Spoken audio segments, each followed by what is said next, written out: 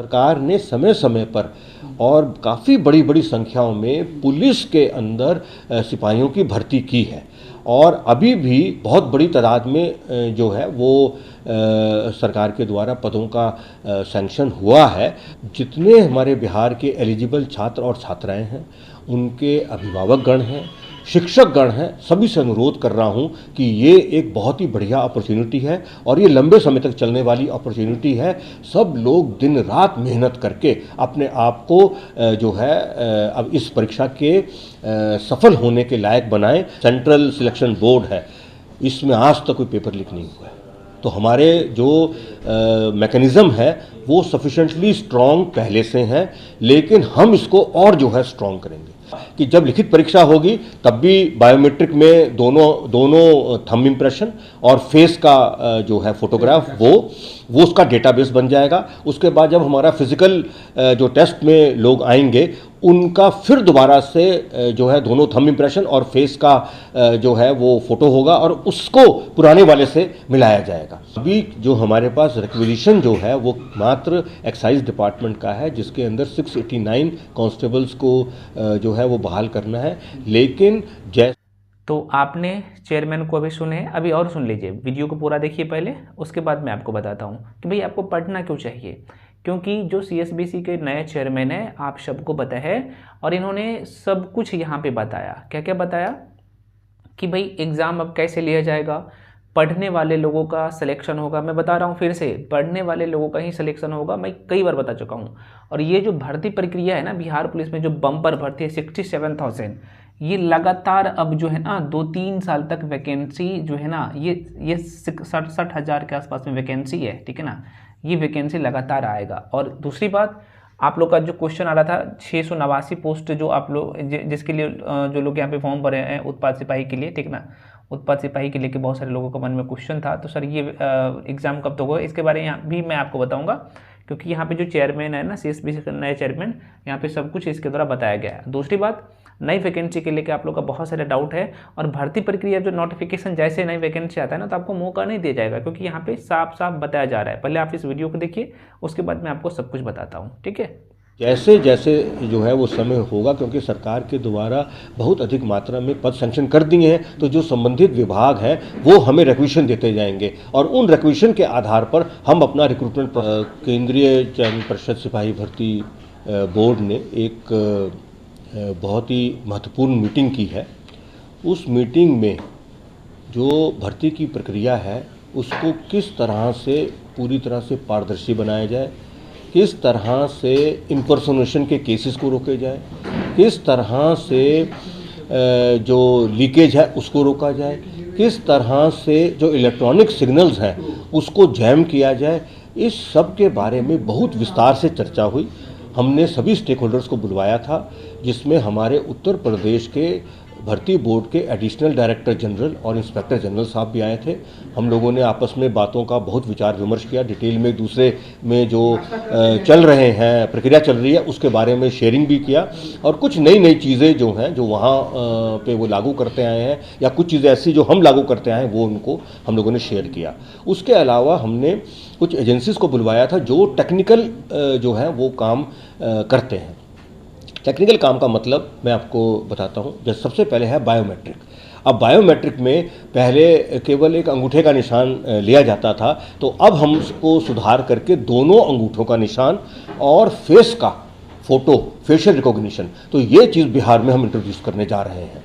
तो उसमें ये होगा कि जब लिखित परीक्षा होगी तब भी बायोमेट्रिक में दोनों थंब इम्प्रेशन और फेस का जो है फोटोग्राफ वो उसका डेटाबेस बन जाएगा। उसके बाद जब हमारा फिजिकल जो टेस्ट में लोग आएंगे उनका फिर दोबारा से जो है दोनों थंब इम्प्रेशन और फेस का जो है वो फोटो होगा और उसको पुराने वाले से मिलाया जाएगा, ताकि इम्पर्सोनेशन का केस नहीं हो सके।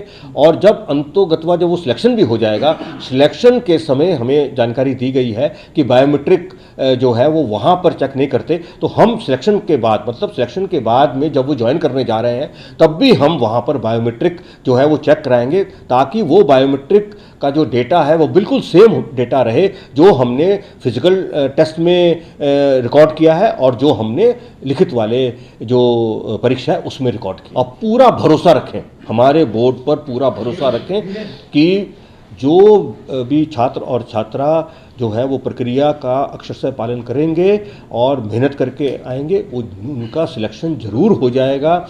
एक बारी में नहीं होगा तो दूसरी बार तैयारी होगी, तीसरी बार होगी, क्योंकि ये जो प्रक्रिया है अब ये लंबी चलने वाली है। सर कितने सर मतलब टोटल सर कितने सीट हैं सर?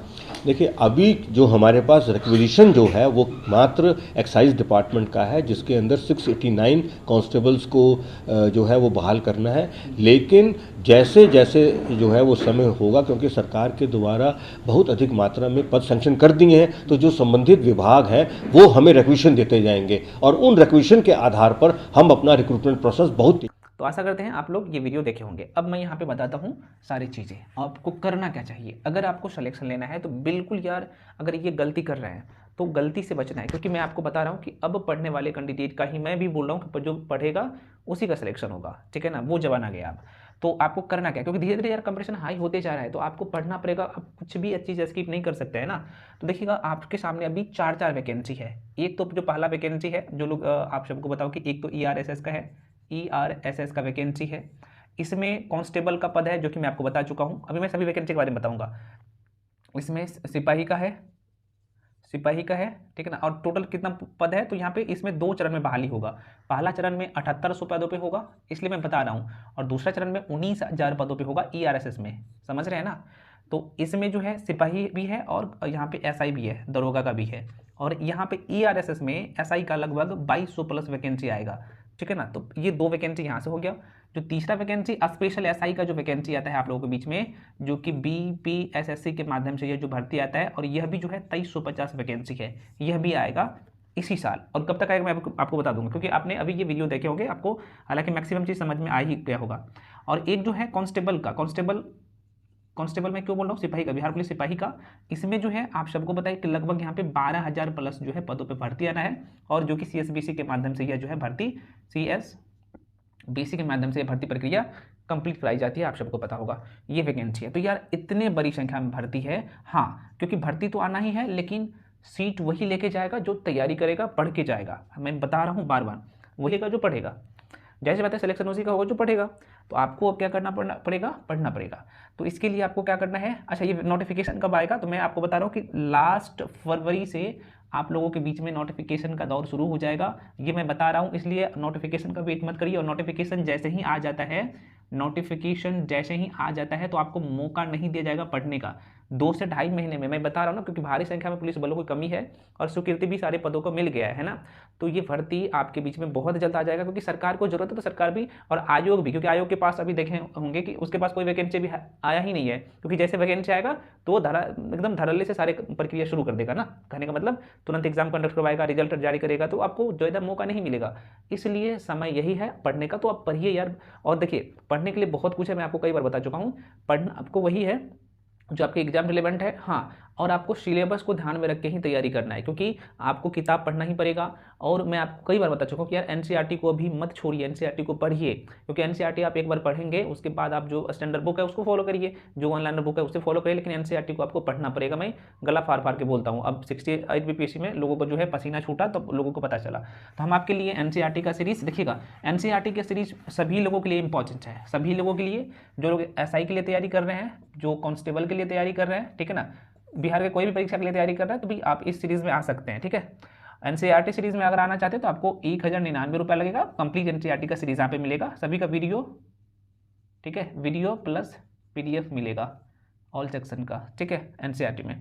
और Bihar police special, Bihar police के लिए तैयारी करना चाहते हैं, इसके लिए कंप्लीट कोर्स है 799 का, अभी ऑफर है, ठीक है, तो जल्दी आके एडमिशन ले लो।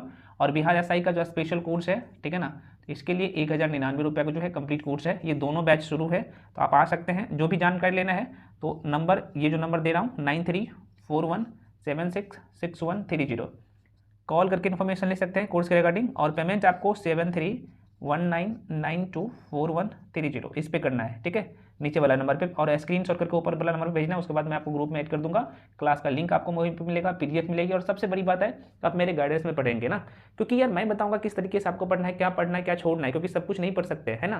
तो इसलिए आपको अपना बेसिक तो मजबूत करना ही करना है, साथ में आपको जो आपके एग्जाम रिलेवेंट चीज़ें हैं वो सब कुछ मैं आपको यहाँ पे करवाऊंगा। मेरे कोर्स में आपको मिलेगा क्या क्या, तो देखिएगा ये रिकॉर्डेड वीडियो मिलेगा, रिकॉर्डेड वीडियो, और हैंड नोट्स मिलेगा, ठीक है, हैंड नोट्स मिलेगा, साथ में आपको पीडीएफ भी मिलेगा, डिजिटल पीडीएफ भी मिलेगा।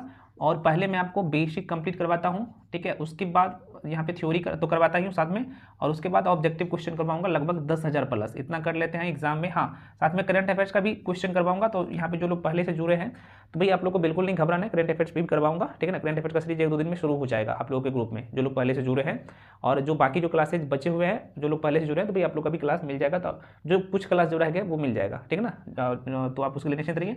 जो नए लोग आना चाहते हैं तो आ सकते हैं, इस नंबर पे जो भी जानकारी लेना है 9341766130 पे कॉल करके इन्फॉर्मेशन ले सकते हैं।